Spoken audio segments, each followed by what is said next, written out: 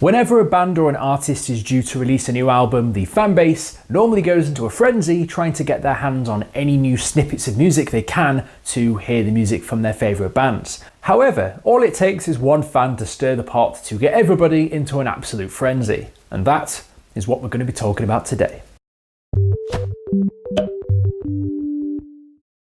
Hello! Welcome to Brain Spill, the laziest show on the internet. My name is Tank, and even if you're not a massive Green Day fan, this story is really interesting in itself, and I think you'll get a kick out of it either way. In order to talk about a fake album, we need to get up to speed with, as a fan base, how they were so highly anticipating new music for the band to allow something like this to happen.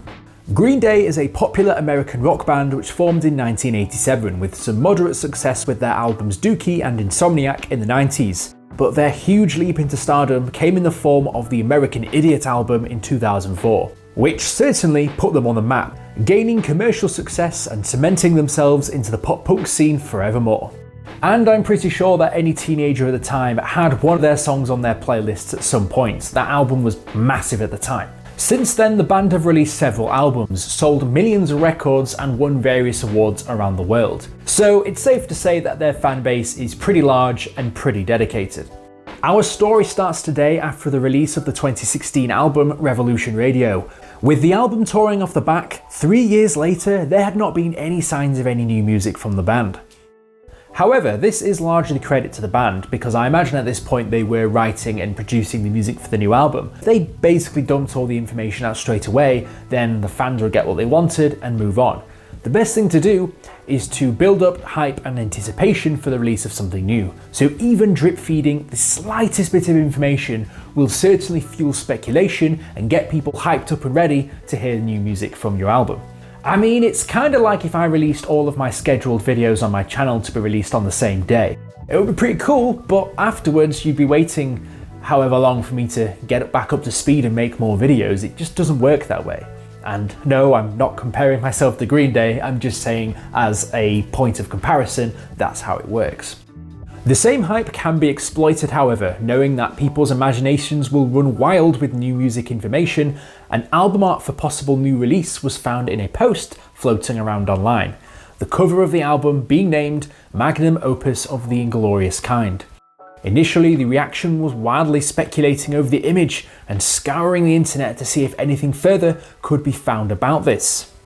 As such, with any fan base, there's always some that go wildly off the handle and get massively excited about any piece of news. However, there's always going to be some with a more critical eye, and people that actually doubted this was new Green Day material thought of this for two main reasons.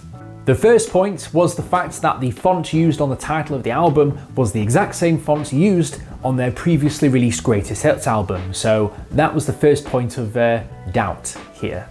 The second point was that the image used, which is this one, was simply a photoshopped effort, thinking that because the piece wasn't original, anybody technically could have done this. However, I've got to admit, it does look pretty good, and this had people on both sides of the fence arguing their cases.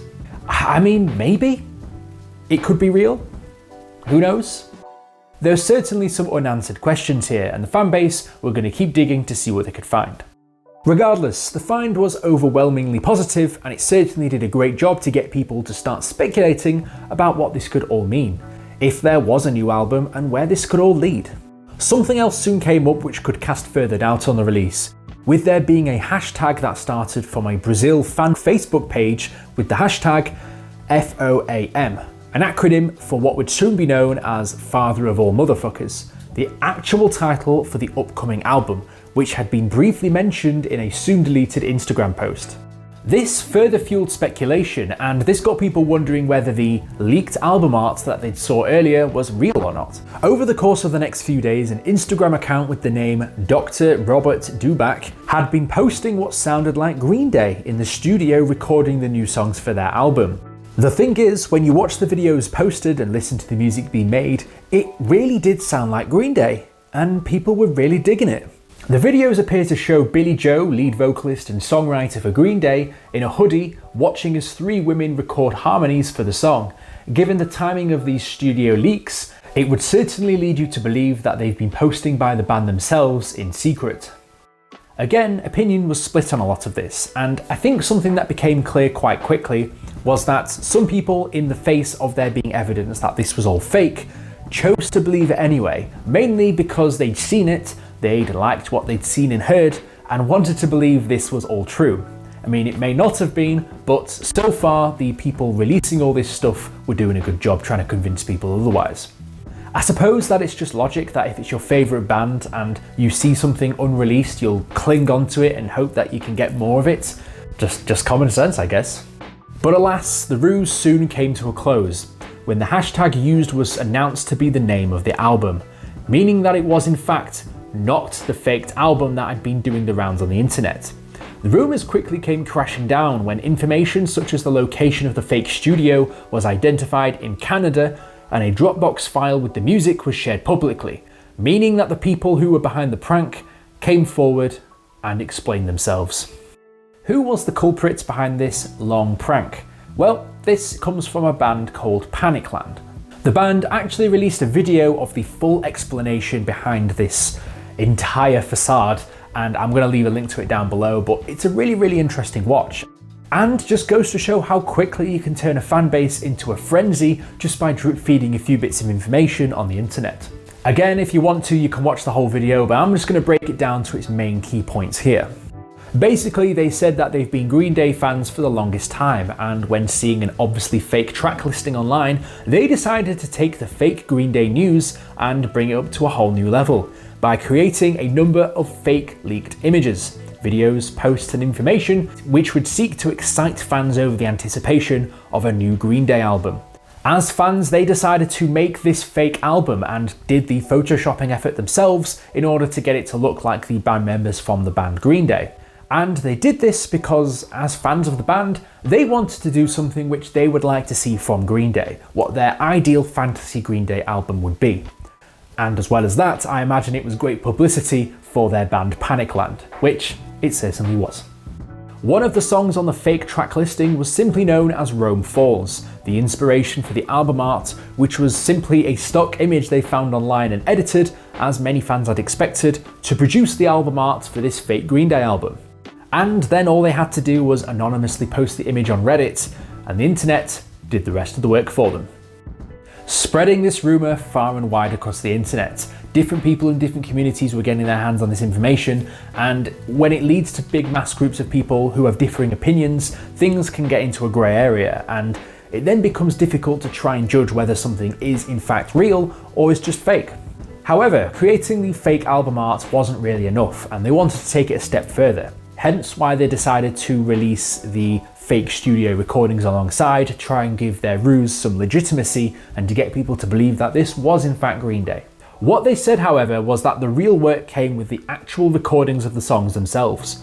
To do this, they had to try and recreate the songs in Green Day's style. They extracted and isolated vocals to mimic and manipulate to make it sound like the new and original songs. These videos were released from a different account, but they also included a copy of the new album on the mixing desk in the video. The same album appearing in two separate accounts only corroborated the theory for some fans.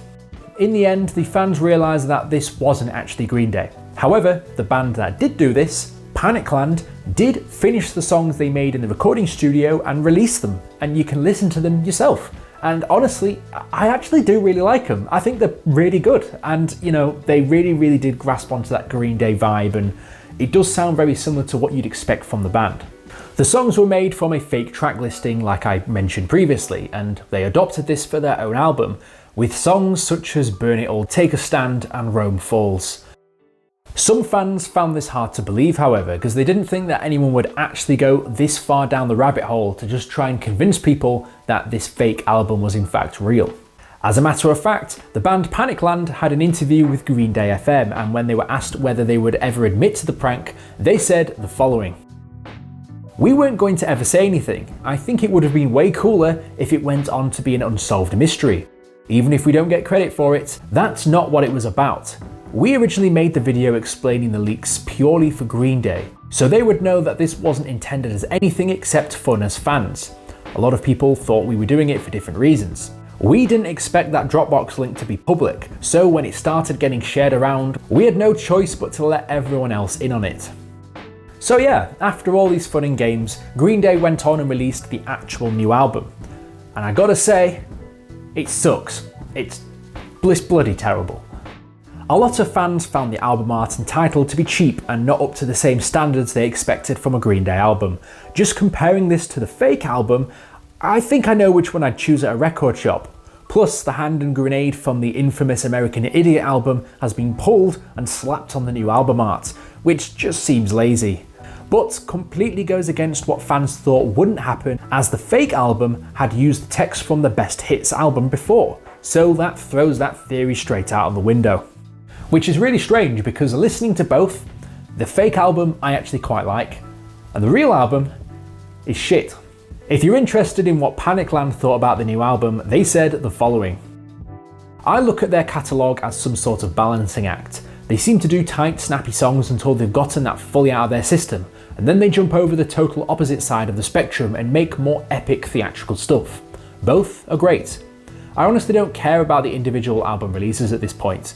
They have a legit legacy now, and it's more about the timeline of their entire catalogue, if that makes sense, and in general, I don't think music will be about albums and releases as much as it is about the artist offering an overall experience. But I do find it very cool that they're doing 2.5-minute songs because that's clearly the future of music, and Green Day is in on it early. I also find it very cool that they seem to be more single-oriented than album-oriented. That's how the music industry used to be until Sgt. Pepper. It's nothing new. Some of the greatest songs of all time were written with a single-oriented music industry. At the very least, this stunt just goes to show what the fans really want, and really the band should probably take note of that. Part of me was actually wishing that the fake album was a little bit closer to what they were actually going to go for, but maybe next time they'll hit the mark. Regardless, I think they just need to go back to 21st Century Breakdown because that was when they were peak.